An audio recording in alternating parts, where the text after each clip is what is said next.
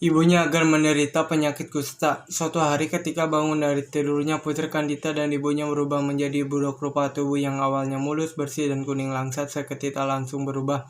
Tubuh keduanya dipenuhi dengan borok dan mengeluarkan bau yang tidak sedap. Putri Kandita dan sang permaisuri mengidap penyakit kusta yang tak kunjung sembuh. Prabu Siliwangi yang merasa heran melihat penyakitannya pada kedua orang kesayangannya itu langsung memanggil tabib istana untuk melakukan pengobatan. Tetapi setelah dicoba dengan berbagai macam ramuan, sang tabib istana tidak dapat menyembuhkan mereka. Penyakit Putri Kandita dan ibundanya bertambah parah, tubuh mereka semakin lemah karena tidak dapat mencerna makanan dan minuman. Putri Kandita yang masih muda dapat bertahan menghadapi penyakit yang dideritanya. Namun sang ibunda yang sudah tua ternyata tidak dapat bertahan hingga akhirnya mengembuskan napas terakhir. Putri Kandita dan sang raja terpukul dengan meninggalnya permaisuri. Selama berhari-hari, Raja Prabu Siliwangi termenung sendirian. Ia merasa sangat sedih karena orang yang paling dicintai sudah meninggalkan dunia terlebih dahulu. Namun sang Prabu pun merasa sangat-sangat terpikul melihat kondisi putri yang tidak menunjukkan tanda-tanda kesembuhannya. Ia merasa cemas karena Putri Kandita yang akan menggantikan meneruskan tata kerajaan.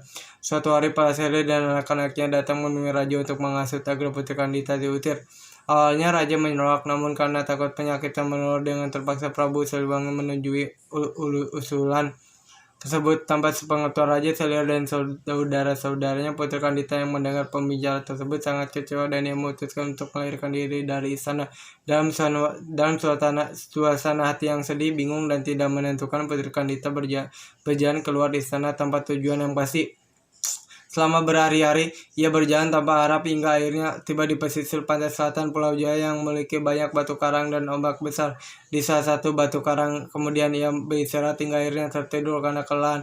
Dalam tidurnya, Putri Kandita bermimpi mendengar sebuah suara gaib yang menyuruhnya menceburkan diri ke laut agar penyakitnya sembuh dan sehat seperti sedia kala. Ceburlah dirimu ke laut, Putri Kandita, jika kamu ingin sembuh dari penyakitmu, kulitmu akan mulus seperti sedia kala.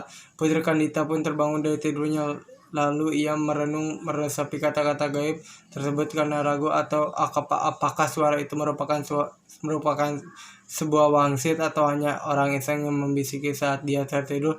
Tetapi setelah melihat sekeliling jauh, mata memandang yang ada hanya hamparan pasir putih berserta ombak bergulung-gulung di sekitarnya.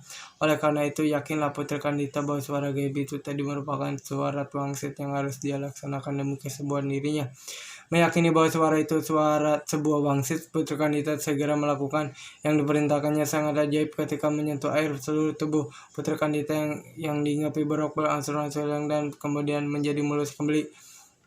Kesembuhan Putri Kandita tidak membuat kembali ke istana. Dia lebih memilih untuk menetap di pantai selatan dan berbau dengan penduduk sekitar yang sebagian besar berprofesi sebagai nelayan. Sejak tinggal di sana, Putri Kandita sangat terkenal karena kecantikan yang ia miliki. Banyak pangeran dari berbagai kerajaan datang untuk melamarnya. Namun dari sekian banyak yang melamar, Putri Kandita sama sekali tidak tertarik. Sebagian dari mereka mundur karena Putri Kandita mengajukan syarat yang sangat sulit. Salah satu syaratnya adalah mengadu kesaktian di atas gelombang pantai laut. Namun sebagian dari mereka yang menerima syarat, ternyata dari sekian banyak lelaki yang beradu kesaktian, tak seorang pun mampu mengalahkan Putri Kandita.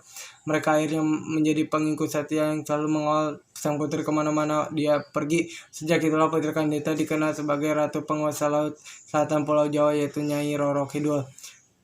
Terima kasih, tamat sore.